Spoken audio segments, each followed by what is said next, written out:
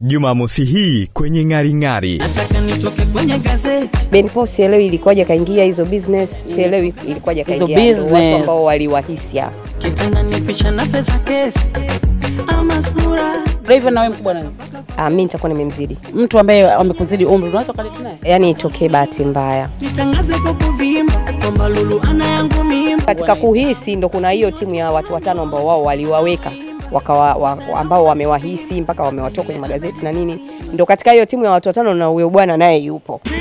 Nasikia inaga ushemeji tunakula. Kitu kama hichi mimi kimeniuma. Na isitoshe mama wema mwisho wa siku anitumia message ya kunitishia. Na anapoongea hivyo na maana mimi kashantisha. Na maana mimi sielewi kwamba yeye atachukulia maamuzi gani. Itokaje kwa Christian Bella ikaja kwako? Ni kwa sababu wewe uliulizwa au? Nitakuja kesho sijaji balia wangu. Ni Jumamosi hii saa 3 kamili usiku na nahodha wako Sakina Lioka.